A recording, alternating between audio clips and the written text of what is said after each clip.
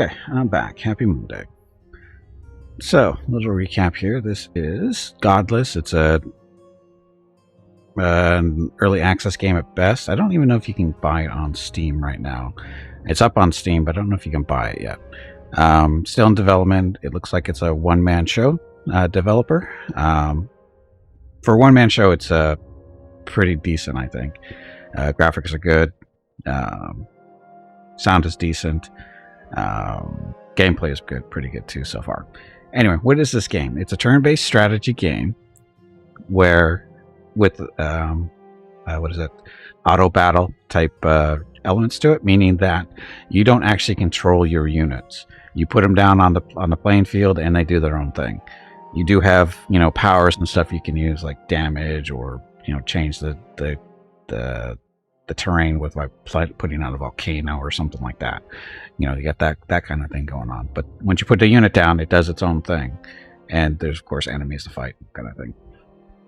Then we have different upgrade, and it's of course, like I said, it's a rogue-like type game, meaning that it's not meant to be finished in one playthrough. Basically, you play, you die, you learn, and repeat. Rinse and repeat, rinse and repeat. Just that's the way these type of games are. So as you go, you build up your stuff, learn how to play the game, and then if you die, start over again, and hopefully you've learned enough to get a little bit farther next time. You've got up in the upper left-hand corner the red numbers. That's the health of your temple or your base. When your base dies, you lose the game. This is your different artifacts. You can have multiple artifacts. You get to choose from I think 2 or 3 at the start of when you first start the game. You choose one of them. They each have different little abilities to go with them. And then after you finish a battle, you get to go to the merchant, spend your mana, the blue stuff. We currently have 83. So what do we want to do? We can buy these little circle items. What do they call them? The sparks. So the spark of death, spark of fire, and the spark of nature. These are the ones you can build more artifacts using the sparks. You combine them, use the different colors and combine them, and you get a different artifact. Like if we combine the spark of death with the spark of nature, we get a scythe, which gives you, a different set of powers to use. But you can only use one artifact at a time, but you can change the artifacts as you move from continent to continent. So not a big deal there. Then you have these little runes that can boost or, give you new abilities based on what artifact you have. So in this case, whenever a cursed spirit deals 30 damage in total, all enemies will get -5 attack if you have this rune. And one of the things that you can summon with this particular artifact are the cursed spirits. Now, as you can see, these have different colors to them. That represents what it is. Purple is the death, green is nature, yellow is the fire. So this one, Call of Nature, probably not going to do you a whole lot of good with this particular artifact because it doesn't do any green stuff. So don't get that one unless you're planning on getting the green artifact later on, which is a thing you can do, right? So bloody sacrifice. So you can see that the colors this actually is. This is green and purple. Corrupted druids gain the bloody sacrifice skill. This one is yellow and yellow. So we get that one. That's purple and yellow. Desecrated volcanoes turn into cleansed volcanoes. Cage cultist created, so that's one. So the only one that really applies to us is this one. Do we want it though? Not really. So we look at the scrolls. Scrolls give you additional abilities in combat. So this one, you can create a vengeful spirit on a chosen hex. So this gives you an extra summoning ability, because usually the powers associated with the artifact are on cooldowns. They can only be used like every other turn, every 3 turns, whatever. These scrolls are basically, in this case, the vengeful spirit. Normally we can summon a spirit as one of our abilities, but it's got a cooldown. So when it's in between cooldowns, you would use this scroll to summon another spirit, right? And that applies to, oh, that's a cursed spirit. So what's the difference between a vengeful and a cursed? I don't know. I don't know. Light of Hope restores 10 health to all allies, including a shrine near a chosen hex. Destroys 2 passable active areas. Creates a vengeful spirit on a chosen hex. So you get little repeats here. And why is this one 45 and that one 35? I don't know. But for this, with the mana, I think, what do we want to do? Because I know the forge, I don't know how many things you can forge. So I think we're just going to grab this for now. Just to put it in the bank kind of deal. Go back. Okay, so that's the merchant. Then you have the chamber. This is your skill tree, so to speak. So you got fire, nature, and death. We're in the death because that's when you win a match, you get these energy points: fire, nature, and death. And the points you get are based on your artifact. If your artifact is all death, you get all death points. If it's death and nature, you get death and nature points. So when you have an artifact that's split like that, you don't get as many. You get points coming slower, but you get to work on both trees.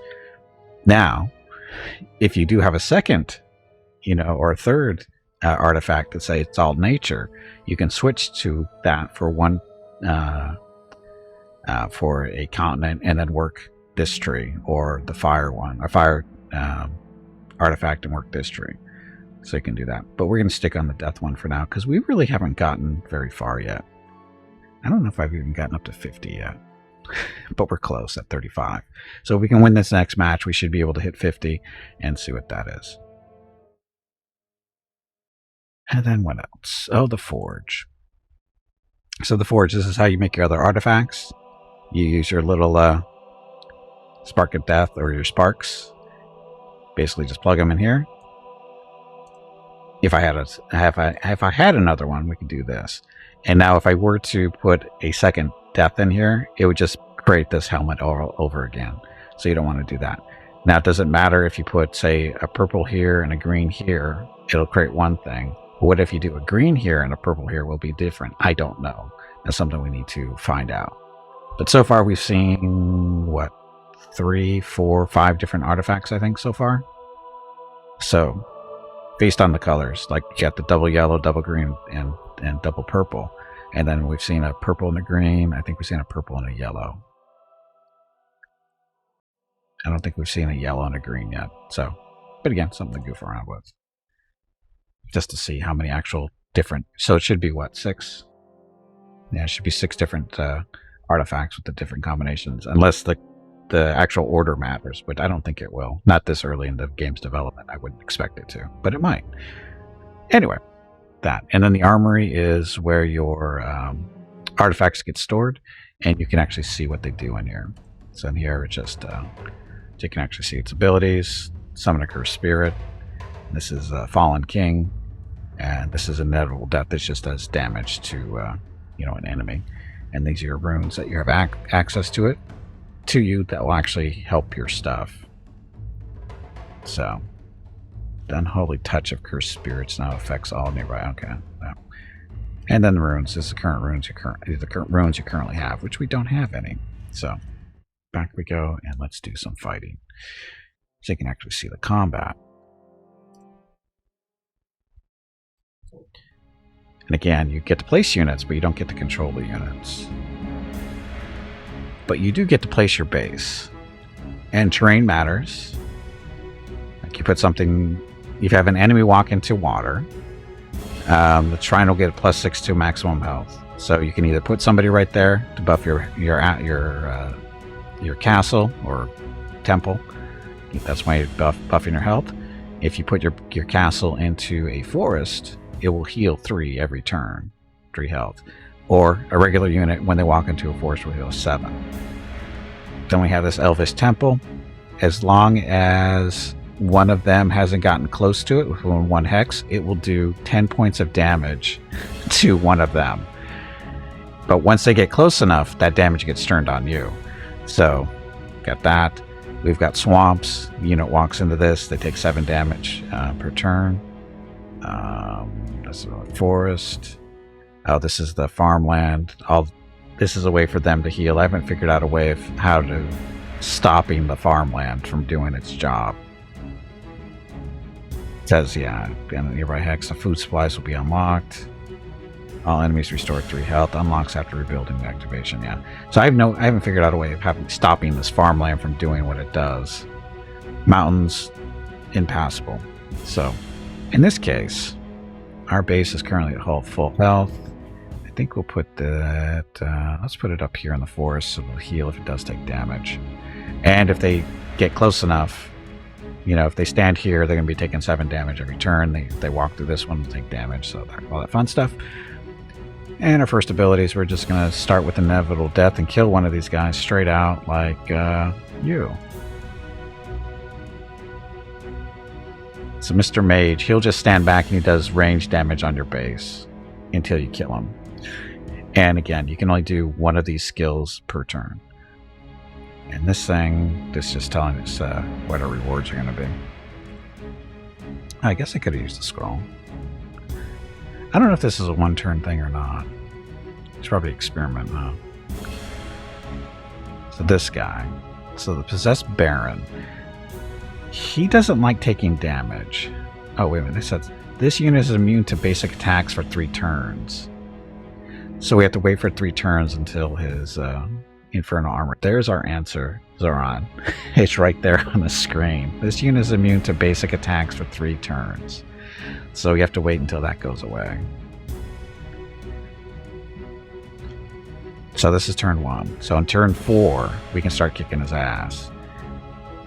Okay, Cursed Spirit or Fallen King. Let's bring a Fallen King. We'll put it right here in the water to buff our base. I think that's supposed to it's supposed to work, right? So what, like, if there's an ally in this hex, the shrine will get +6 maximum health, which it should when this turn is over. Fingers crossed. It may not work because we didn't have any damage yet. I'm not exactly sure how it's supposed to work. My name is Veronica and welcome to Gimpy's Twitch channel. If you are enjoying what you are watching, please click the follow button in the lower right corner of the video screen. That way you will be notified by Twitch when Gimpy goes live. You can also follow Gimpy over on Twitter at GimpyKnee. He tweets out there when he goes live and will more than likely follow you back. Thank you for watching. Yes, thank you for watching. Happy Monday. So, this little ability we have, the Coven, at the start of the battle creates a Grim Crypt on a random hex, which is up here. So every 2 turns creates a Generous Vampire, so that's where that came from. Nearby enemy gets -2 attack and a random damaged ally restore. And a random damaged ally restores 5 health. So that would be him, I would think. So our base actually didn't get a bonus there. Because he's standing, it's supposed to get more health. Anyway, let's kill you. Okay, almost kill you. And now this is going to probably kill him or damage him. It's going to shoot him. This little Elvis Temple. So he just got healed because of the little vampire there. And another one should be being produced now. And his damage buff is gone. So.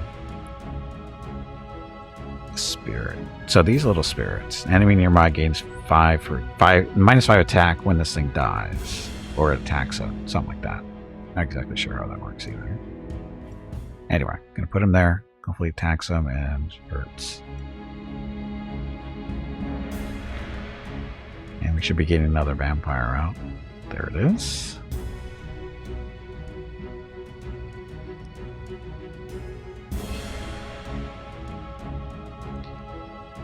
Leave my little Fallen King alone. So he still has no damage shield, so this should kill him. This is the best ability. This is why we like this one so much, because it does 12 damage to a chosen enemy 4 times. Each strike is reduced by the amount equal to the chosen enemy's attack. So it might not kill him, but it probably should. Yeah, it'll kill him. Ta-da, and we win. So again, second island, not too tough. And then loot box. Some more mana, more points, so this will get us up to 50. And then this natural defense. Each turn, all enemies have a 10% chance to skip the next turn, but that's nature and fire relic stuff, so we don't worry about that. If anything, we might turn that into. Hopefully, we can sell that for something else. Okay, so first things first, the chamber. So this gives us the new talent. Now, we haven't seen this one before. You can create a Death Knight on turn 2. Death Knight. Battle Rush. Nearby enemy gets a -3 attack. It's got 6 attack and 20 health. Grim Inspiration. Passive. Whenever the dreadful magic reduces attack to 8 or less, a random ally will instantly use their Battle Rush effects. Dreadful magic. Or Massgrave. Whenever 3 allies die, create a warrior's graveyard near the shrine. An ally on this text gets +5 attack. The warrior spirit. I want to get a Death Knight. And again, these change every playthrough. What these talents are, it changes. These are not the same every time. You might see the same ones, multiple times, but they're not always in the same combination, which is nice. Okay, so that's our chamber. The forge, we're not going to worry about. The merchant, let's see what we can buy here. Fallen Kings turn into Lords of the Dead, so we're probably going to get that. That's yellow. That's yellow. It's green. Whenever cursed spirits deal, whatever, and desecrated volcanoes. So we're going to grab this one. Fallen Kings turn to the Lords of the Dead. So, cycle. Kills a nearby ally, except the shrine, and costs and deals 17 damage to all enemies. Also, they get -8 to attack. That's the last order. Surrounded. Passive. The last order takes effect only if there are at least 2 enemies near the targeted ally. So, pick that up. Got 48 points left. Scroll. Vengeful Spirit. Think of Acid. Restores 10 health. It's a Vengeful Spirit.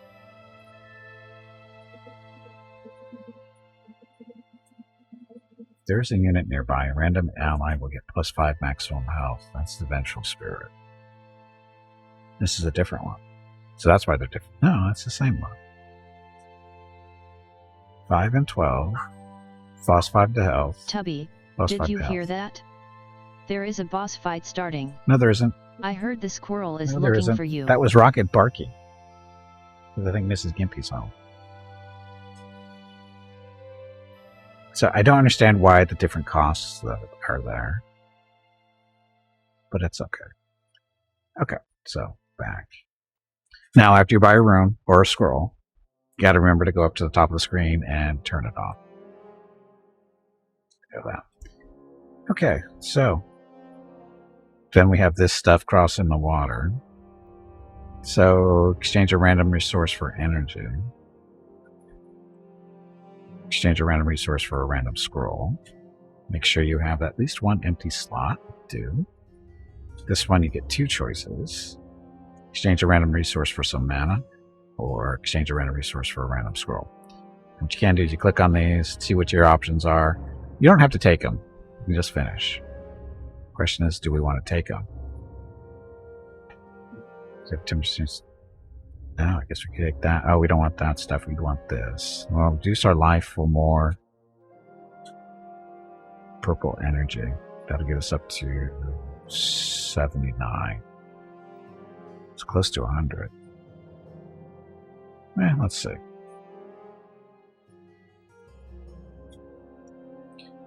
Okay. So Lord the Dead.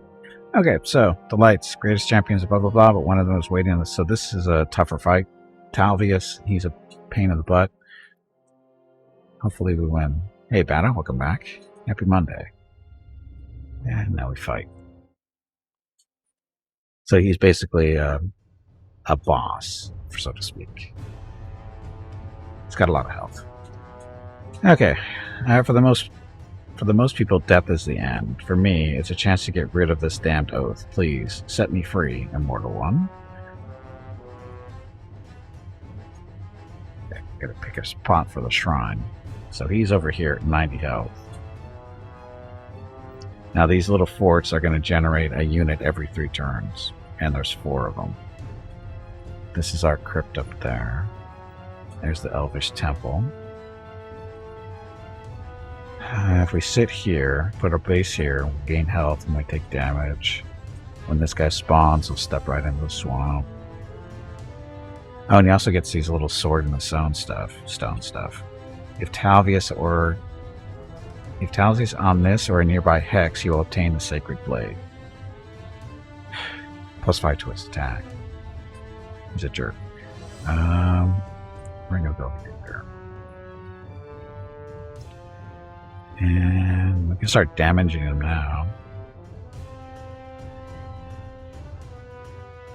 He doesn't have anything special to prevent damage. You can get a Lord of the Dead out though. That's every 3 turns. This is every 2. That's every 2.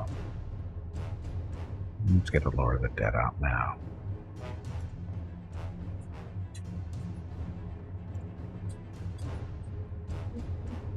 We should get a vampire out this turn or next turn.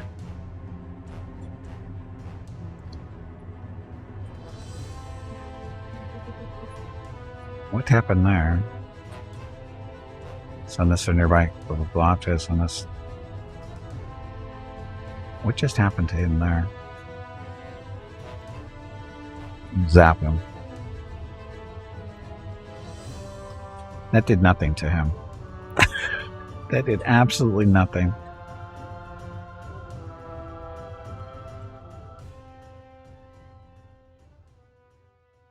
But we took damage. Wonderful. And there's a vampire for us. Or a little vampire. Generous vampire. Games and demo try. This is a new game, yes. It's still in development. You can find it on Steam, but I don't know if you can buy it yet. It is still in development. I had to call it put in the games and demo section because it doesn't have an entry Saturday on and Twitch Sunday, yet. August 21st and 22 are the monthly giveaways for August. A $25 Steam gift card will be given away each day. You have to be a follower of the channel and present to win. Check with Gimpy if you have any questions about the giveaway. Thanks for watching. Yep, thanks for watching. Happy Monday. Oh, and this is for Bata. Hot tub. Gimpy, are you getting in the hot tub? It is going to make you sweat. Yes, it will.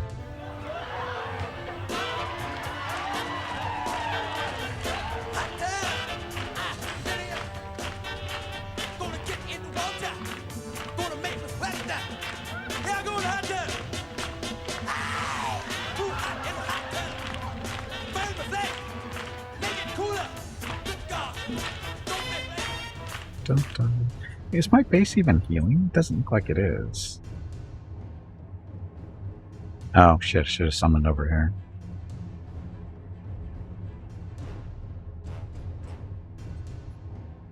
Oh, vampire. Oh, so that healed my base. He took damage at least.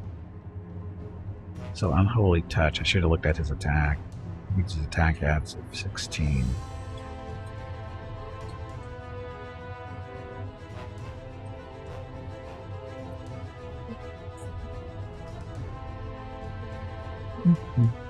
So we can kill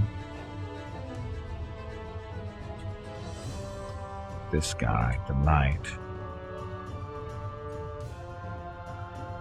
Didn't kill him though. Talvius is nearby, he will get +2 to attack, so hopefully he dies soon. So 8 damage to random enemies 4 times. Let's see if this works. I'll take that. So hit him 4 times.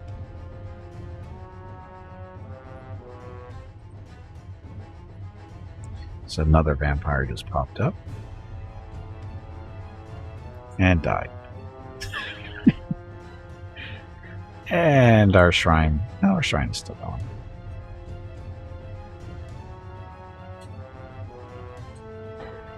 Ouch. Stop that.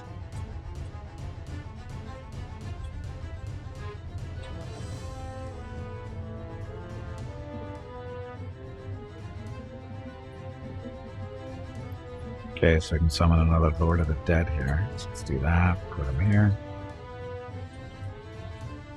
So what is this? This is a Death Knight. Oh, that's right. This is a... You can create a Death Knight on turn 2. Do we get to do that again?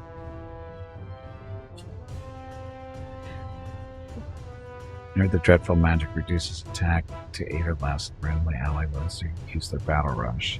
So dreadful magic. Is that this? Huh? I don't know what dreadful magic is supposed to be.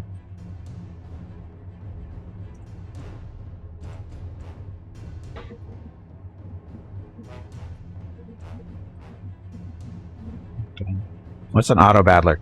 Basically, I'm not controlling the units. They're doing their own thing. I just summon them and use the abilities down here. But I don't control these guys individually. They do their own thing. Is the main attack of the Death Knight. Oh. Is it? Oh, it is. Okay.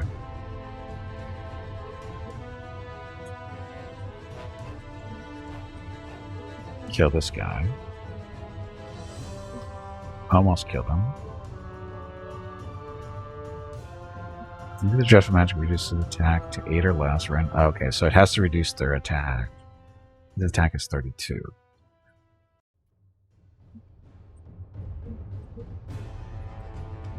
He's healing because he's in the forest. And there's so many more stuff.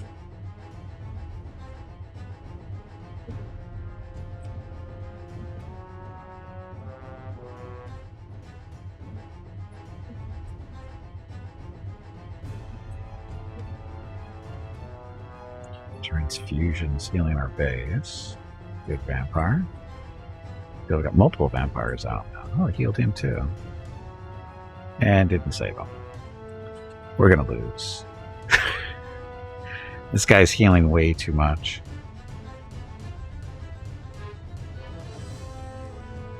Oh, how nice. They're just all jumping on top of the base. There's nothing we can do about this now.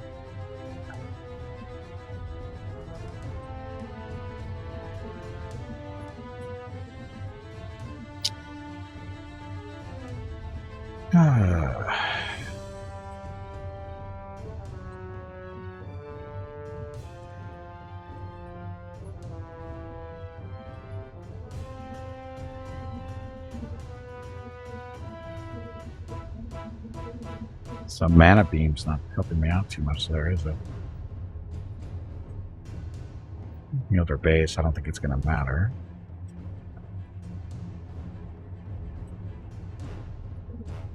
Helped a little bit, I think. Maybe? No, he didn't.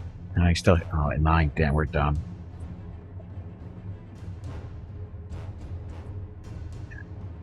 That range attack stuff. Ugh. Nothing, no way to stop it. That's our toughest fight. Okay, so we lost and get to start over again. So this is your progress. As you go, you get farther along the tree here. I think this gets us, what's this one do? Support slots. This one's going to give us, even a god doesn't know everything, especially a young one. Unlock this to enter the library and research new shrine types, items, and many more. So, again, progress. This is what roguelikes are like. Okay, so this is one of the things, Shrine of Maximism, or Sky Heat. So it deals 10 damage to a chosen enemy, but you got to build up 5 charges. So every time your ally, one of your units attacks, you get a charge. Once you get up to 5 charges, you can do 10 damage to whatever enemy you want. Or you can just take this one and get extra experience, which we've been doing. And then the item, this is the battle reward. If we win, that's more mana, do more energy. Difficulty still normal, so we get 100% score modifier. If you go easy, you only get the lower score modifier, so you progress slower, because you know it's easy.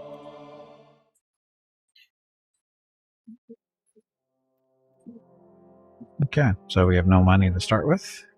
And see, we don't get the same selection of all artifacts. We don't get the same artifacts every time. We like Shanazar, though, because we get to play with orcs that way. Lane 8, that's a weird one. Actually, yeah, the all green one is kind of weird. Zangol, this is the underworld tree. This one's really weird. But, go with this one.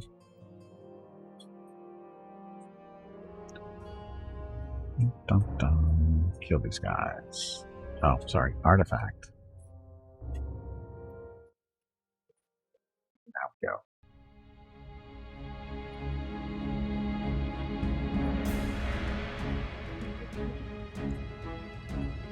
Okay, so again, well, at least they're not near a farm right away.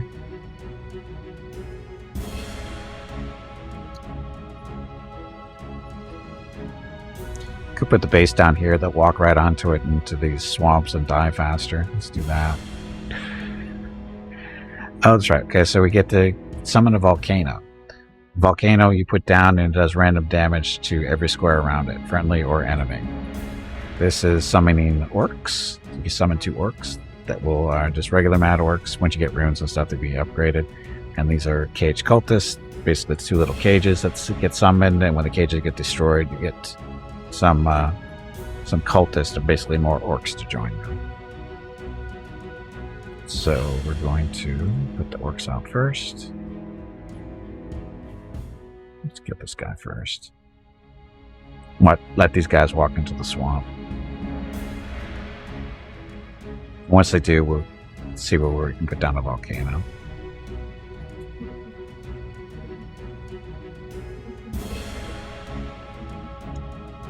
Okay, we're going to put a volcano down here right now. So again, it's going to do random damage to the hexes around it. Next turn.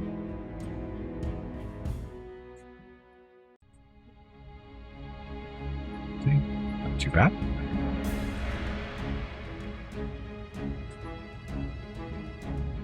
And now he's hitting and healing himself, but between the volcano and whatever.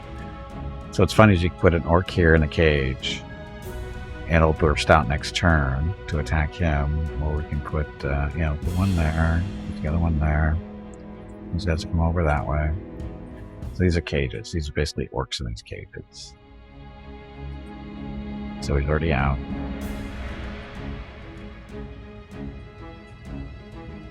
Oh, he's dead. So he's gonna die. Well, he didn't take any damage. Should take damage. 2 more orcs. So as you can see, this plays differently than the artifact we were using before.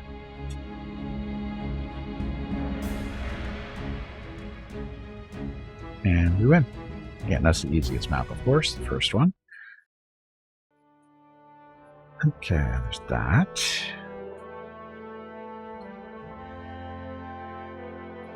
And now because our artifact has 2 colors, it's death and fire, so we get not as many points for our skill progression. But we still get this, creates a vengeful spirit on a chosen hex. We don't care about that.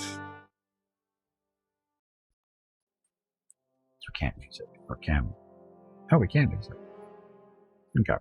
So, we picked up 91 mana. Let's see if we can get any good runes here to help us out. This one. Charred Skin Cult creates cult creatures instead of mad orcs. So that's for us. Right? Yes, Shanazar. So you can tell it's for us because all you have to do is just hover over it and it shows you the artifact right there. This one is not. Orc Technician Shamans gain the Grievous wound skill. That is not for us. Because that's yellow and green. We want purple and yellow.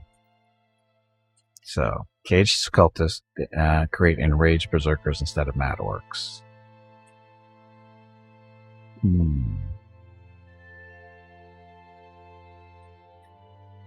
That. Restoration Aura is not for us. That one's not for us either. Neither is that one. So, let's do Enraged Berserkers or Cult Preachers. Let's do the Preachers. We're only 2 points away there. Let's see if we can pick up 2 more points easy.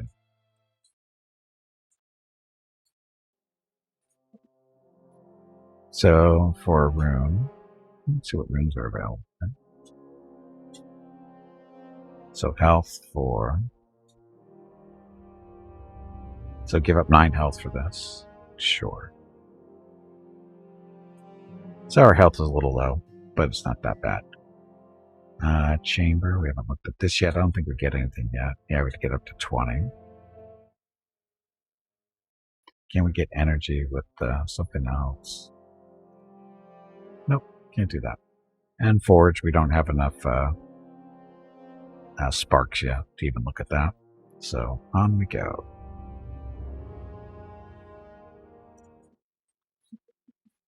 Dum, dum, dum. Anyway, happy Monday. So, shrine. So again, we've got the tamed ogre, battle priestess, and a dryad. And they're standing right next to the mana beam, so that's going to be shooting us instead of them. Lucky for them. Could put the base over here, so they stand on the swamp, take damage. Probably the best way to go. Let's do that. And then these guys, when we summon them, they will be... Oh, I forgot to put the rune in. I'm smart. I screwed up. Sexy battle priestess? No. No, just a battle priestess. Works.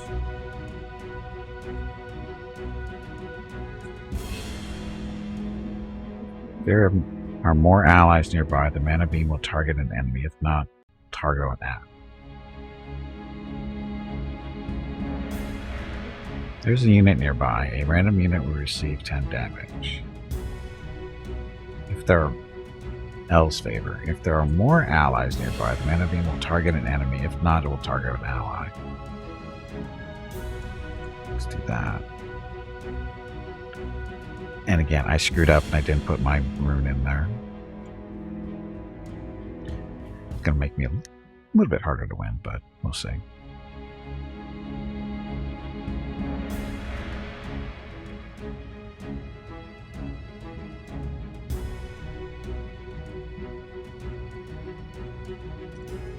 Look, it's a volcano. So random damage around here, so more likely he'll take damage. She might. They won't, because they're outside. And our base is healing because it's in a forest. And there goes the volcano, doing damage to them. That one's dead now. That one's hurting. It's going to take some more damage. Let me put some caged cultists in here. Hopefully that volcano will break them free.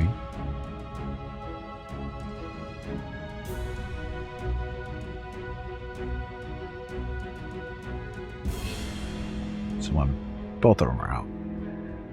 So, and the volcano goes away this round, I think. So these guys, mad orcs, happy orcs.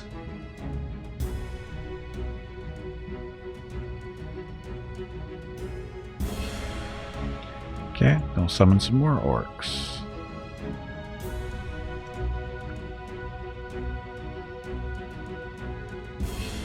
Now, they don't have anybody standing next to this, so it should be shooting them. Because we have more people. Yep, it is. So, this little mana temple just shot him because they don't have any friendlies near it. So now we just have to kill this ogre.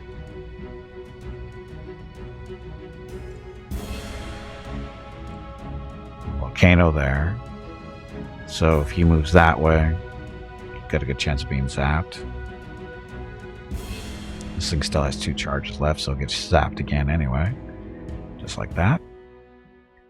And the volcano got him once. And we should win. There we go. Okay. So, this time, let's remember to activate the rune. And loot chest. So I picked up a bunch of mana. Some points, so we should get our skill tree progression there, and then we pick up a spark of fire for making artifacts. Fingers crossed. Well, we won't be able to do it now. We don't have enough sparks. Okay, so room. So, this one, Cage Cultists create Enraged Berserkers, and Charred Skin Cult creates Cult Preachers instead of Mad Orcs.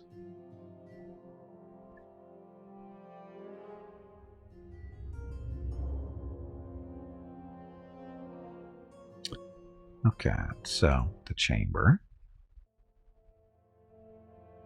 Okay, so we have 30 points in each one. So we'll unlock this one. This will be at the start of every battle, creates an arena on a random hex. An ally on this hex gets plus 25 attack. After the champion activation, the arena will disappear. The start of every battle creates it. So basically, it just pumps up one of your people.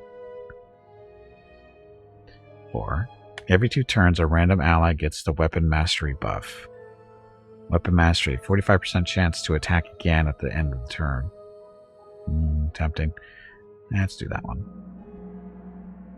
Okay. And again, these skills are changed basically every run, because we've seen this combination a couple of times now, but we've seen different ones too. Okay, at the start of the battle, create a Grim Crypt on a random hex. So every 2 turns creates a Generous Vampire. Or at the start of the battle, creates 5 Cursed Lands on random hexes. Cursed Lands do Scent of Death. An ally in this hex instantly uses their last breath effect without dying. Or Curse of Weakness for Orc. An enemy on this hex gets -2 to attack. We're going to go with the Vampire. And we go back.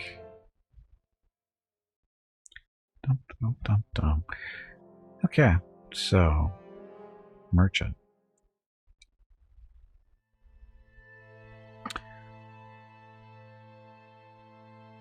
So this one, Desecrated Volcanoes turn into Cleansed Volcanoes.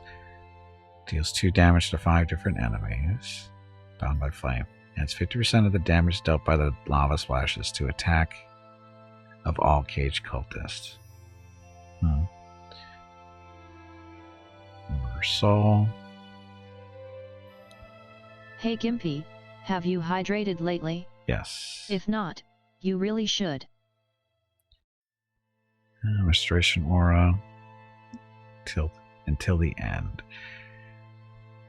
Another scroll. Creates a Vengeful Spirit. Restores 10 health. Destroys 2 passable active areas. Restores 10 health. This one is cheaper. Again, I don't understand the variation in cost, but we'll take that one. 94 points left. Let's see. Have I seen the green and the yellow? I think I have. Let's see what happens. Well, we'll do this just to show off how you make an artifact. So we picked up another Spark of Nature, and then we already have one of Spark of Fire. And I'll show you how it works in the Forge, because we haven't actually done that yet. Or not recently. Okay, so we hop over to the Forge. And then here you choose what sparks you have. In this case, it's yellow. Over here, it's green. And it's unknown. So we haven't seen that one yet. Now what happens if we switch this? Make that. Take that one away. How do we make that one? Go back. So again, that was yellow and green, right? So let's go green and yellow, see if it changes it. Green, yellow. Now it's the same thing. Okay, well, we haven't seen what this is, so we'll merge this and see how it goes. So, Fardorn, Core of the First Protector. So go to the army and see what that actually does. Okay, so if there are 3 flaming forests nearby, the Protector will become movable and unlock the kinetic energy. The Protector takes 15 less damage from basic attacks, disables after the awakening. Kinetic energy deals damage to a nearby enemy equal to the Protector's maximum health. Flaming Forest. If there are at least 3 flaming forests near a Forest Protector, it will awake. Creates 2 flaming forests on chosen hexes. This is creates one force protector on a chosen hex. And this one, Orc Technicians. If a force protector is nearby, it will get +5 maximum health. Cycle is creates a Orc Technician on a chosen hex. Sounds fun. Sounds different. Sounds like I like to play with fire.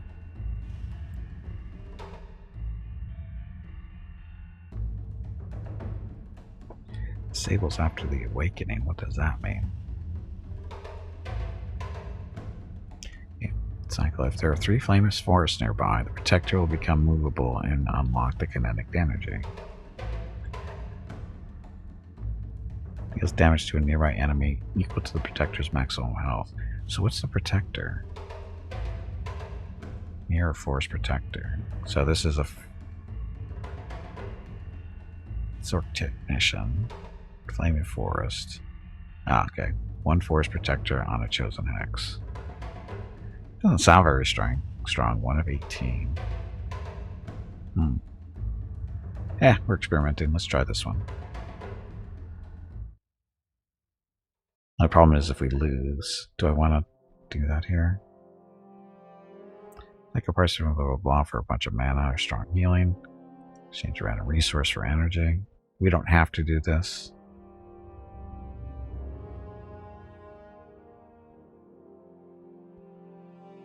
Oh, that is our artifact. We don't want to lose the artifact we just made. We don't want to lose our room either. Do you want more there? You will lose health. Not drop below 1. Already a little low. So let's just finish and move on. Okay. So this fight again. Okay, we have our runes. This is why I didn't want to use the new artifact for this fight, because this fight sucks. In all honesty, this fight sucks.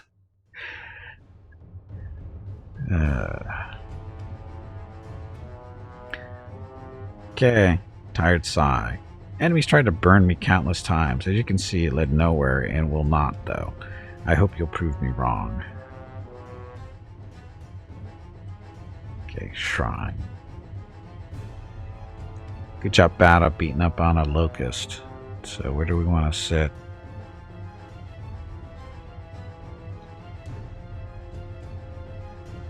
Gotta walk through those swamps there. Those do damage. We can sit over here and make them come this way. Gives us a chance to get more orcs out here.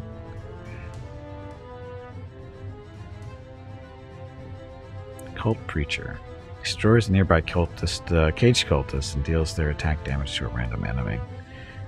So put these guys out first.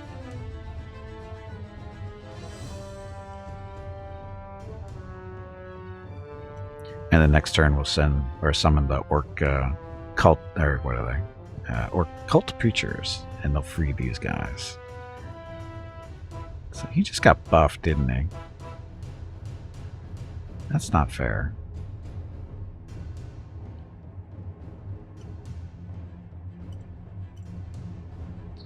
Okay, so these guys are going to free them. And they'll have 4 orcs on the map.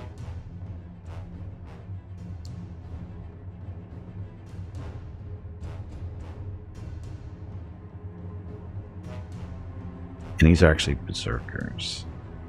There's 33% chance to attack again at the end of the turn. Oh, then we also have a vampire out here somewhere. Down here. There it is. And then this. Every 2 turns, a random ally gets the weapon mastery buff. So 40% chance to attack again at the end of the turn.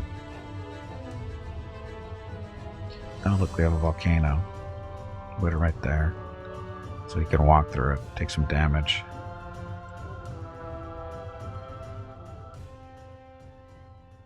Stupid vampire standing in the swamp there.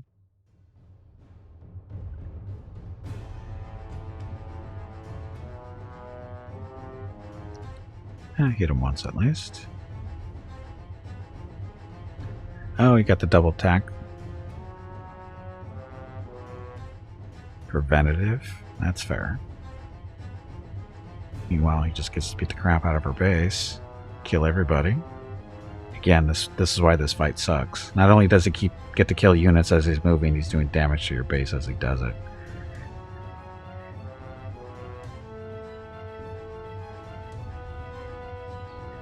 So the preacher, so put one of those guys there.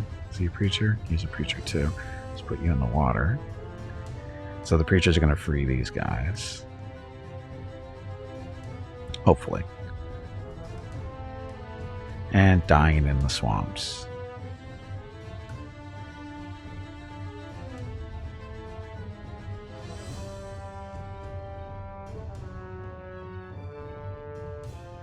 There's our cage, so free the berserker. Another free berserker. So basically we're just trying to zerg this guy, although he's going to kill our base before he can do much. Look at that, that's sick.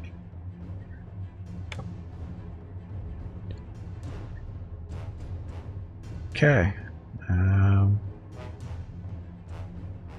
More preachers or the volcano?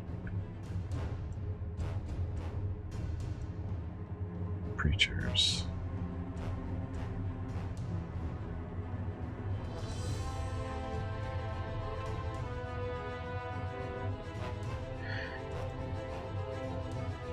I don't say I can win this fight. I think I've only beat him once. I think it was luck.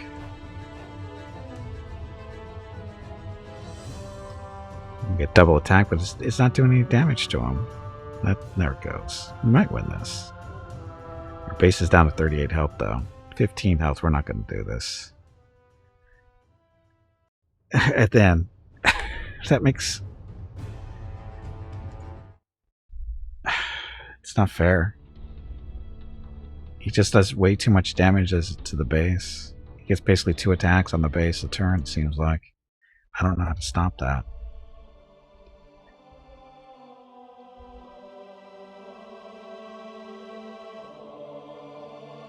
Nope, unlock this. This is... Yay, the library has been discovered. Unlock new shrine types, items, and many more. My name is Veronica and welcome to Gimpy's Twitch channel. If you are enjoying what you are watching, please click the follow button in the lower right corner of the video screen. That way you will be notified by Twitch when Gimpy goes live. You can also follow Gimpy over on Twitter at GimpyKnee. He tweets out there when he goes live and will more than likely follow you back. Thank you for watching. Yep, thank you for watching. Happy Monday. Welcome to Godless. Okay, to unlock something in the library, you'll need experience, the resource you get after the match. Fortunately, experience you have collected up to this moment also counts. The score added successfully. Okay, there's our library. So what does this do? Library. Choose a selection on the left to start browsing. Items. Energetic mushroom. Whenever an active area is created, you will get +1 random energy. Talisman of Harmony. Get +5 mana, 5% mana as a battle reward. Whenever you choose a path with only one event on it, the bonus will be increased by 12%.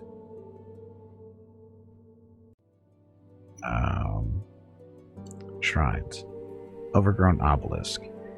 Call the ancient nature spirits to restore anyone and anything. The more wounded allies you have, the more often you'll be able to heal their injuries. That's 3,000. Huh. Let's try that. Successfully acquired. Now we're down to 300 experience. So another currency. Another currency. Okay, so this thing.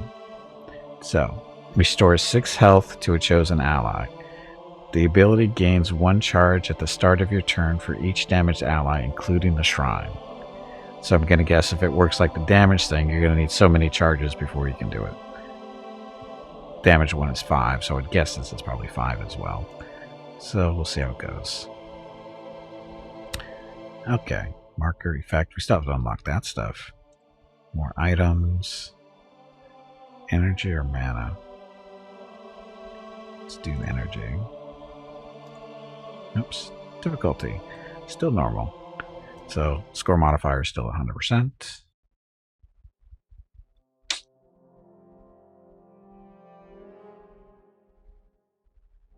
Okay. So wakes mechanical golems, which were built. Okay, now we can try this one out because it's a new start. So we'll try this thing out. So it looks like when you create these artifacts, it actually unlocks them, so you can pick them at the start of the game. In this case, the Fardorn. And that's that. Here we go. So basically just unlocking stuff as we go. And doing that. So they're way over there. Which means we're going to put our base on this forest so it heals. So these guys. So, forest protectors. There are 3 flaming forests nearby. The protector will become movable and unlock the kinetic energy. Protector takes 15 less damage for basic attacks, disables after the awakening. So that's its normal mode. Deals damage to nearby enemy equal to the protector's maximum health. So these are the fires. This is the orc technician. But this is the protector. So what's this guy do? If forest protector is nearby, it gets +8 maximum health. Create an orc technician on the chosen hex. So this I put out here in the water. Give more health to our base. So that's that thing. Then we're going to want to put fire around it and then put an orc next to it too, it looks like. Although I don't think that's going to work too well because of where I put it. We'll see.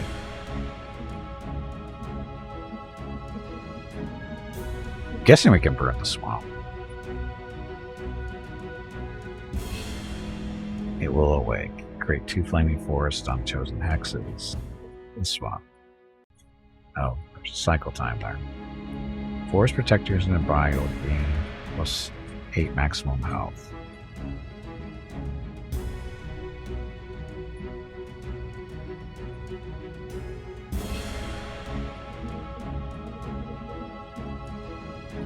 How do we want to do this? Put the fire down first.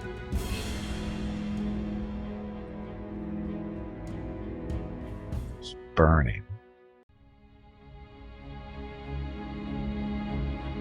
So what happens if they walk through the forest? That's the question now, is what happens when they walk through the forest?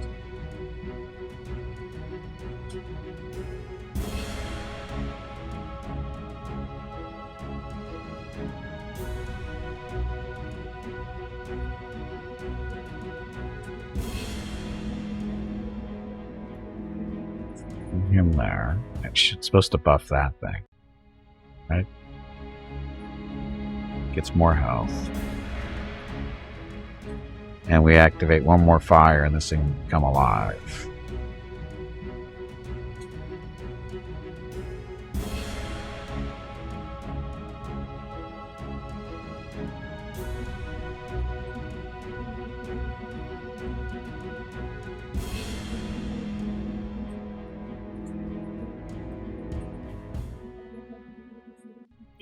Oh, it's got to be a forest, though, doesn't it? It's got to be a forest. There's no forest here. I screwed up. Unless it's that one works, maybe.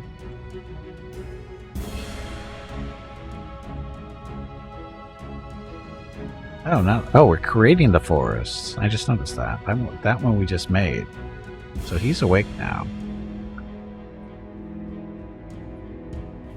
Yeah, I burned a swamp, but didn't we just make that forest?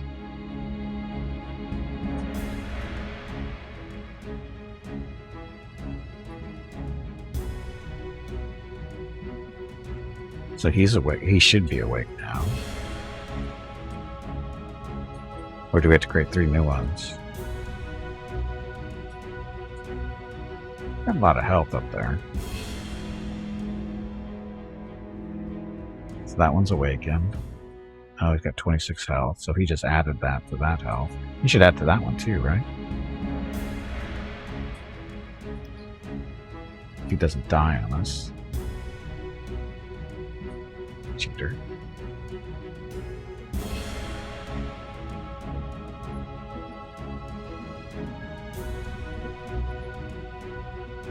So these guys, if at least 3 flaming forests near a forest protector, it will away. Know that. So this guy, if a forest protector is nearby, it gets +5 max, or +8 maximum.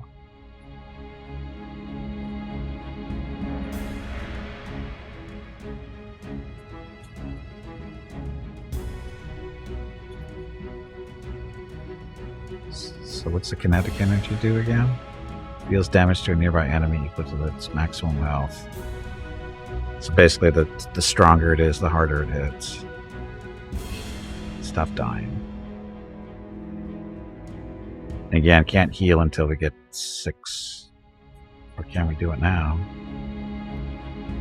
Not enough charges. How do we get charges? They gotta be damaged. Can we light you on fire? Apparently not.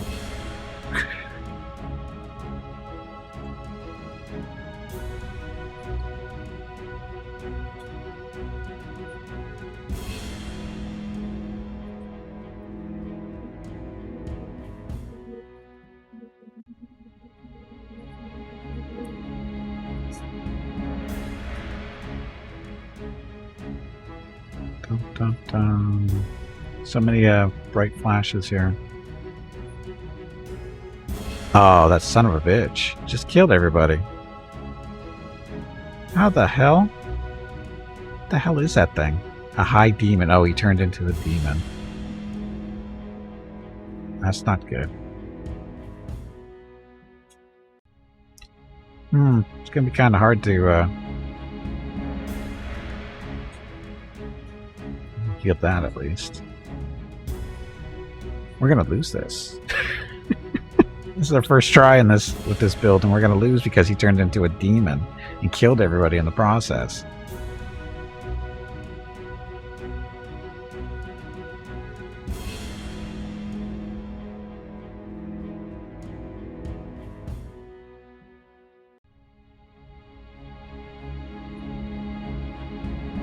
We're gonna lose. Yeah, we lose. So that didn't go so well. That was the first map. That was the first map and we did horribly. Because that little bastard turned into a demon and killed everybody. Let's try that again, though.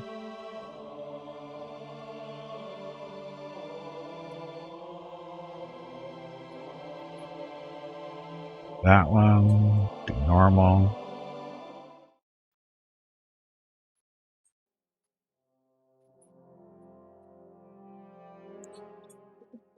Yeah, the Baron is just not nice. Try the tree again. Let's try the tree again with the druids. It's kind of tricky, but we'll try it.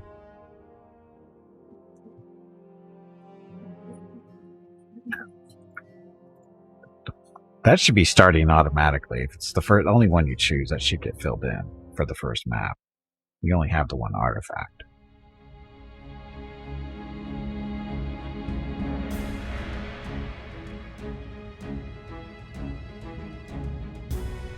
So this is the tree that's gonna be smashed because they're right there on top of it.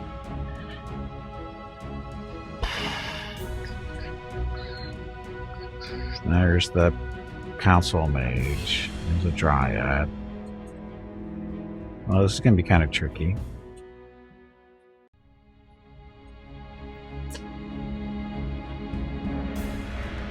Put her base up there. So we want, okay, so restore health to the underworld tree equal to the beacon's counter value. Form a path of overgrown rift between the tree and the beacon to activate the spirit stream. And then overgrown rift. Form a path of overgrown rift between the tree and the beacon to restore the tree. So we'll get this one first. Go. 1, 2, and 3.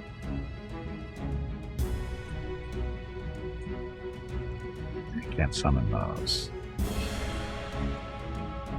We're gonna lose this one too, but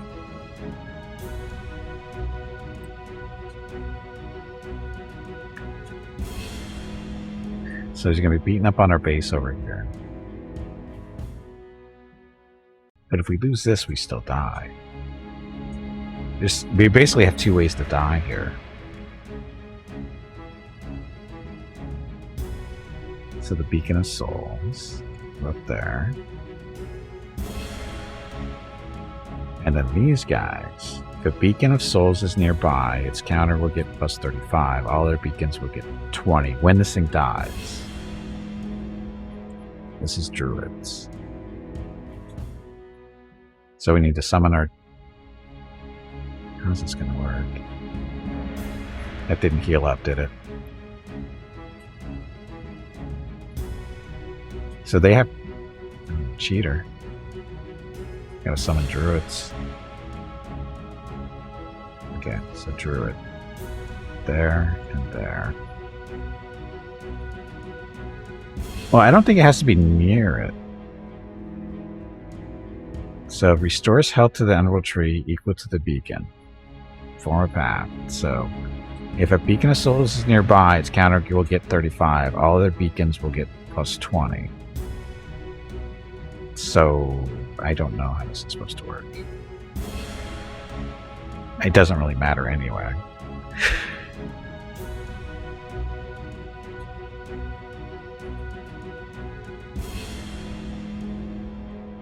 Because it's not healing our tree.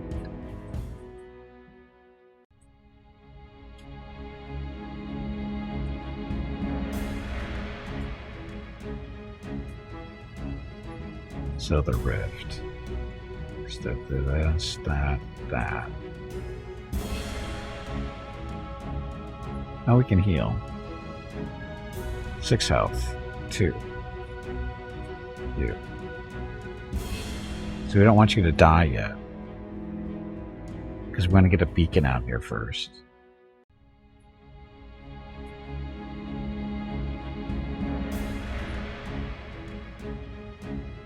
Still at 44, right? Has it gone up? No.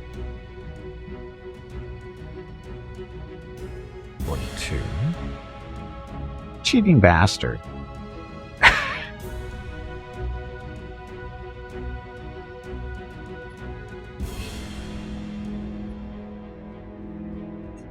So heal. What? You did it wrong. This is how you do it. Warg. Please excuse me. That was embarrassing. I meant to say... Jag. Oh, now it's mana burning me. Stupid Elvis Temple.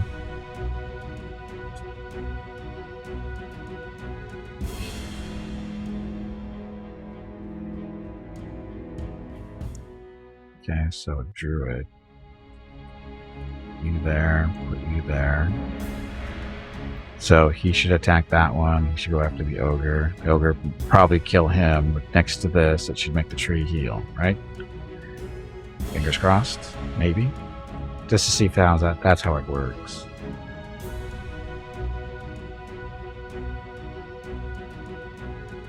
Killed that one. So there is energy went in right there. That one got 20. So the tree just got big time healed. Sorta, kinda. Oh, that one didn't go off yet.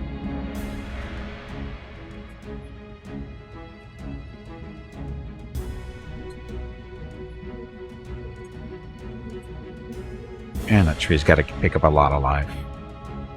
It's a lot of dead druids.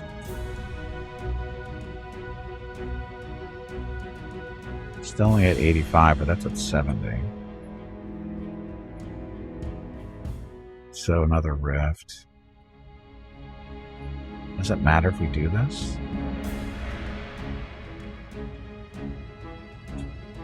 So healed that.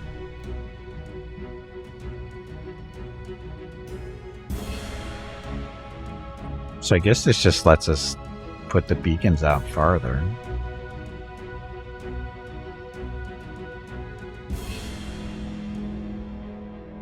Or all over the map type stuff. Right over a farm. Oh, I didn't think about that. Damn it.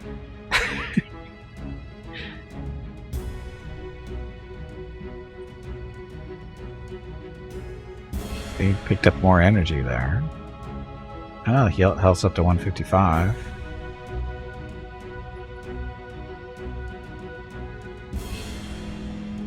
It's another beacon.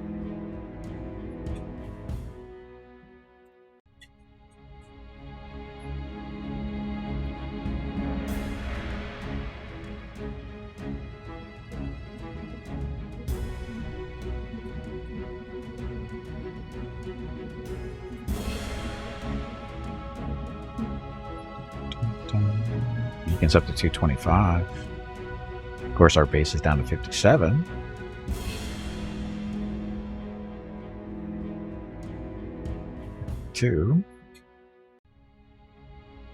Okay, so Druid there. Heal our base.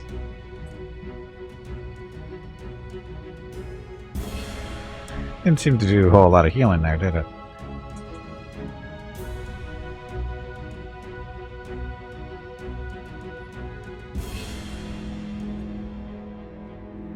Spirit Stream. So it's 289. So it's going up every time. Oh, that beacon is finally gone.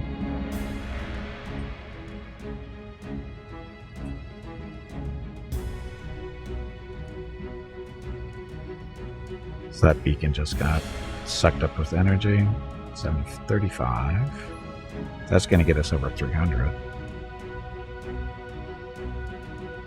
Overgrown rift, so try to shut that down.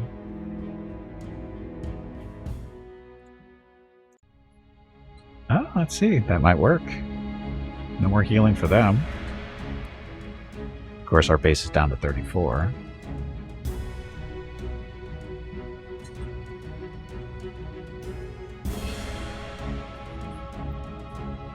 $315, we win. That is very different than winning normally. That's very different.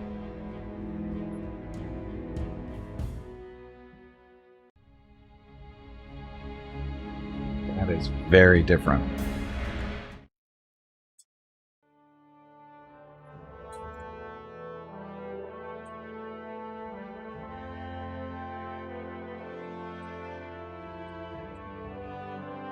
What's this? Corrupted druids gain the Bloody Sacrifice skill. So last breath, Beacon of Souls is nearby. That restores health to the underworld tree equal to the druid's maximum health. So basically, hey, bag of water. Extra healing. Stretch your legs.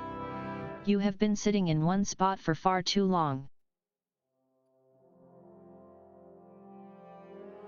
Okay, so chamber. I don't think we have enough to level up, do we? Nope.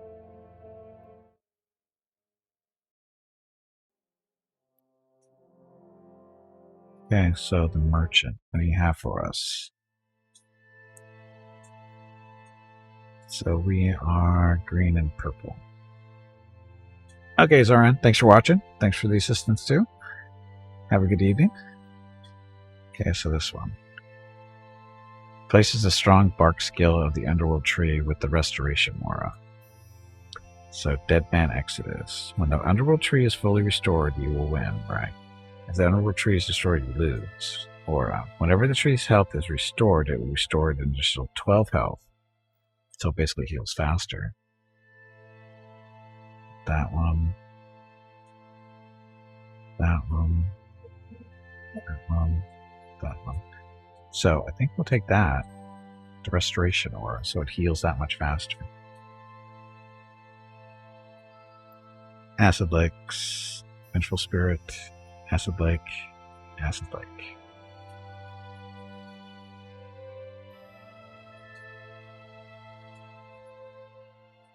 We could pick it up cheaply.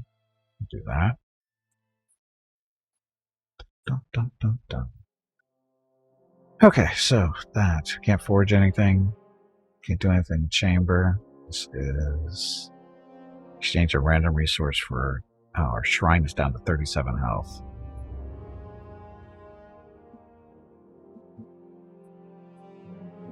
So you can provide your shrine's maximum health for a bunch of mana or strong healing. See what that does for us. So this reduces the maximum health for health.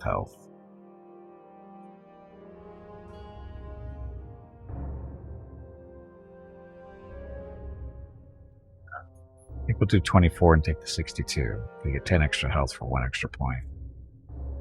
I don't think it's going to matter, but...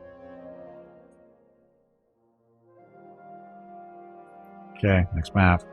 Time to lose again. Just a guess.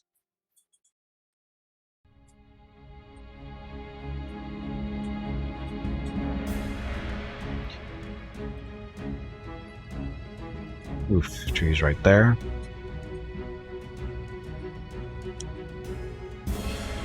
Put our shrine down here.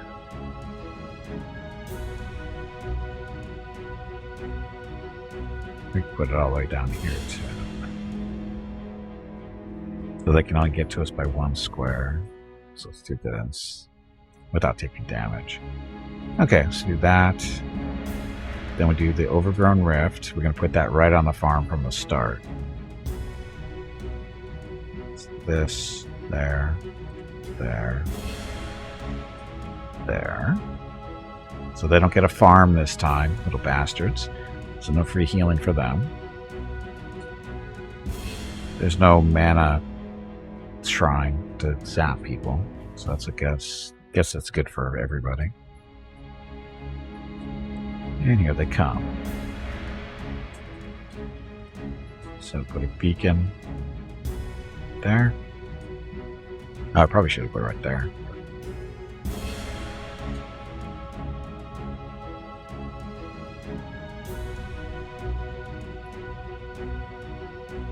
Okay, druids. You there? Put you there. See if he walks into the swamp.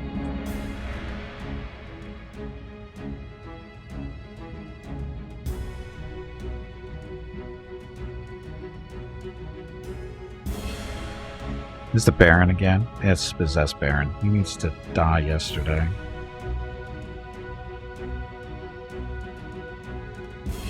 So corruption. Or not, it's not really corruption. It's overgrown. Oh.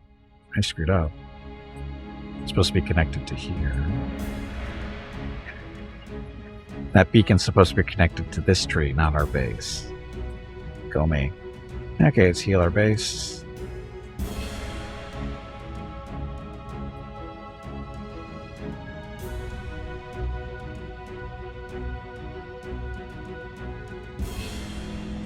It's just getting stronger and stronger. And unfortunately too far away from the beacon there. So beacon of souls, let's heal again.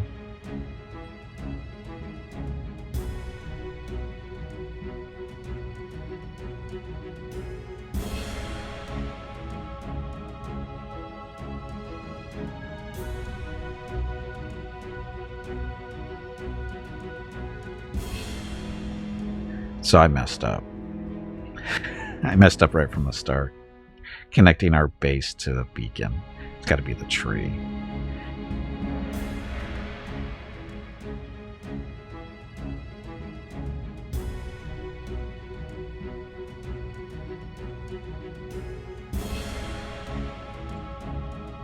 So there, it's connected to that beacon up there. That one's connected. Guess it doesn't matter now. We're gonna lose, so.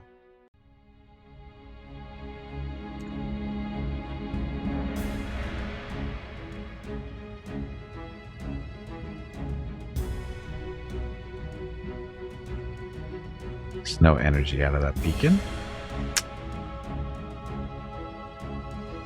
At least he died.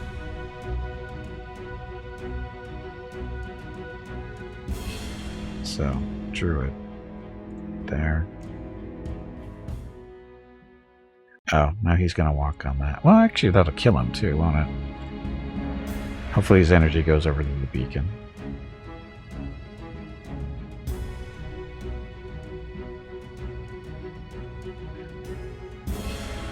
So he's not taking a whole lot of damage. He's gonna explode and kill everybody here. So that druid there didn't go to that beacon. I think I got robbed.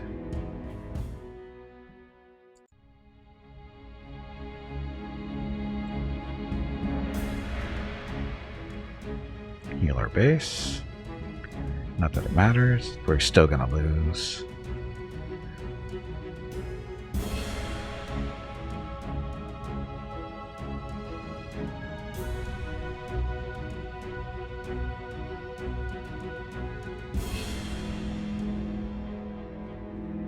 Good druid. Of course, somehow this thing has 70 some odd health. And our druids are too far away from the... Why is the beacon? Oh, because I have to be right next to them when they die. That's what's going on here.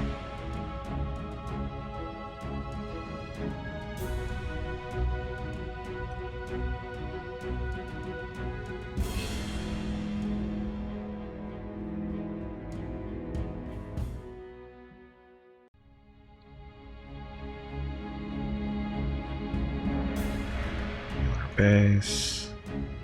Again, it's not going to matter. We're going to lose because he's going to turn into a demon here any second.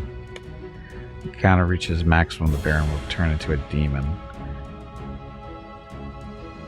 So, is it maximum yet? He should be turning into a demon any second.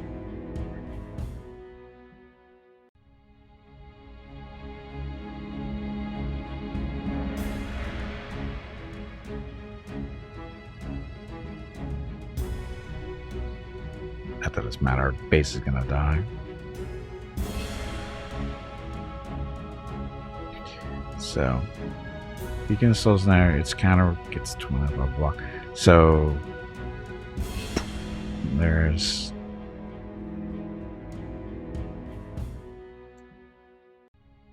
there. So if these guys die, it'll suck it up, but it doesn't matter, we're gonna lose. This base is gonna just die. You can't stop them.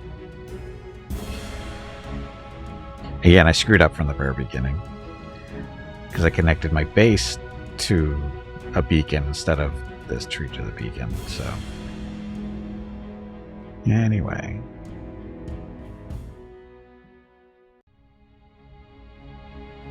wow, he just poofed. Why did he die so fast? Saturday and Sunday, August 21st and 22 are the monthly giveaways for August. A $25 Steam gift card will be given away each day. You have to be a follower of the channel and present to win. Check with Gimpy if you have any questions about the giveaway. Thanks for watching. Thank you for watching. Happy Monday. And again, that's this weekend for the giveaways.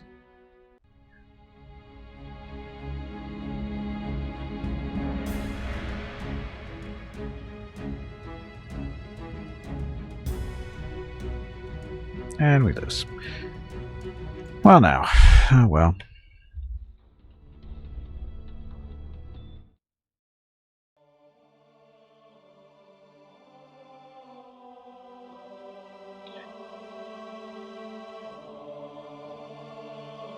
Getting worse. I'm getting worse. Anyway. I think we'll... Let's see, what's in the library? Anything interesting first? I don't think anything was cheap. Yeah, it's $1,300 for there. Shrines are more expensive. Again, you gotta unlock stuff. So, I think we'll stop here for now. Simply because I don't feel like I'm getting better at the moment. I feel like I'm just getting distracted by too many different things. But, it's a good game, I think. It's a... Here's the thing. I don't know if this is really a PC game. It feels like it's a mobile game. In all honesty, it's not that it's bad. It's just that it is early access. Yeah, it's even early access, from what I understand. It's still being developed. There's complexity here. There's no doubt. The graphics are good. Sound is decent. No, it's not mobile though. It's not a mobile game, but it feels like a mobile game. That's the thing. It's not. it feels like it's a mobile game, just the nature of the game itself, because it's turn-based, stuff. I don't know how you would monetize it. How, a lot of mobile games is, you buy this to unlock this kind of stuff. I could see that going into this if it was a mobile game, but it's not. As a PC game, everything is just you play it and it unlocks. But I think there's a potential here. Doesn't feel sold. You mean solid? No, it's a good. I like the game. That's the thing. It's a roguelike, so that you play it and play it and play it to unlock more and more and more stuff. As you accomplish things in the game, more things open up for you. So I like that. They're time gated too. Yeah, this one is, it's based on performance. And hey, Jaguar, like your progress, right? This is, as you play the game, this stuff opens up. So with visual God deserves to be memorable. Unlock this to choose appearance for your maker of the planet and a destruction effect of continents. That's kind of cool. Destroy 24 continents to unlock. This is destroy 19. So as long as you play the game, right? So you're playing the game, as long as you're winning, you're progressing. So the more you win, the faster you progress through that stuff. Again, it's not a bad game.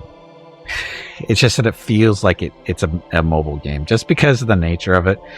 Click here, click that. There's not a lot of reaction stuff based on it. But in all honesty, there's a lot of turn-based games that are on PC that could be mobile too. There's a lot of them that are on both, like Star Traders. It's a mobile game too. It's on PC and mobile. And there's a number of games out there that are like that. Not saying it's a bad thing. I'm just saying that this feels like a mobile game. It's just the style. It's fairly got some interesting stuff to it.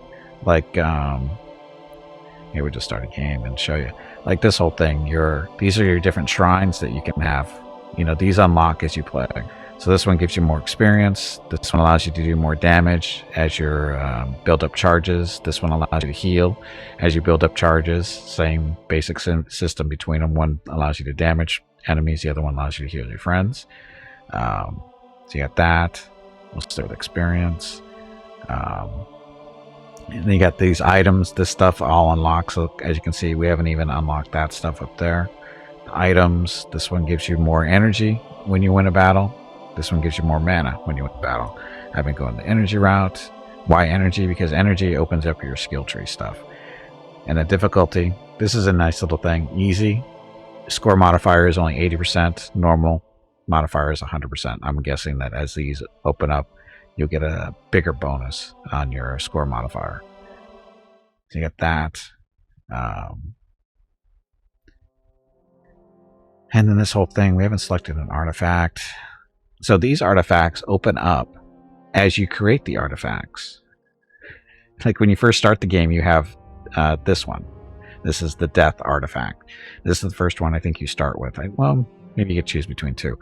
But as you play the game, you create the other artifacts, and now when you start a new game, you get to choose between three. As long as if you only have two you created, you get to choose between the two. Once you have three, you get to choose between the three. So that's kind of a cool thing too. So every playthrough is not the same, because you don't always see the same three. I noticed that. So, and these are, some are better than others, plain and simple, at least depending on your play style, I would think. But like you pick them, and that affects what your powers are, what you can use. Yeah, definitely roguelike. So you got that kind of stuff, the randomness to it.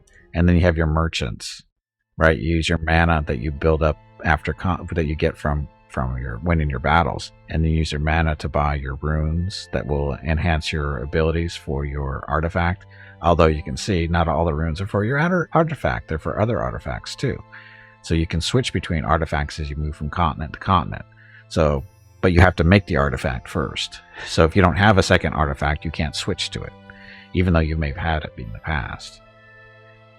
So that's kind of cool. And then you have these scrolls, which you buy with mana as well, and they're just little, repeatable abilities in a match.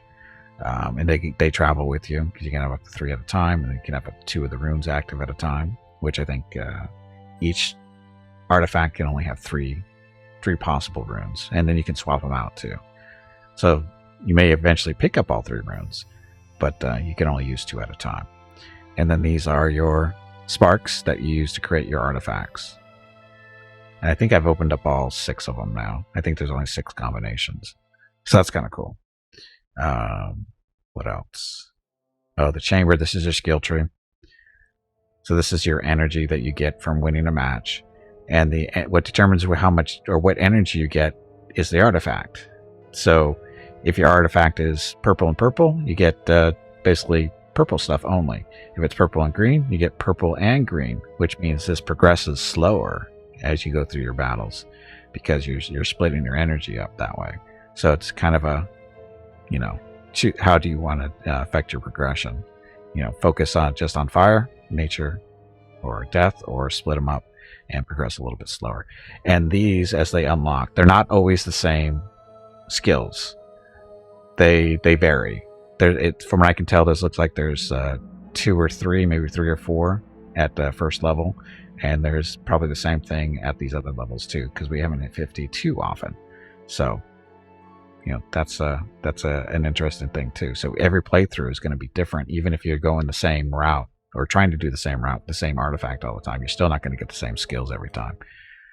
So that's kind of neat too. So just giving you a chance to it's not quite so repetitive. The forge. This is just how you forge or make your artifacts.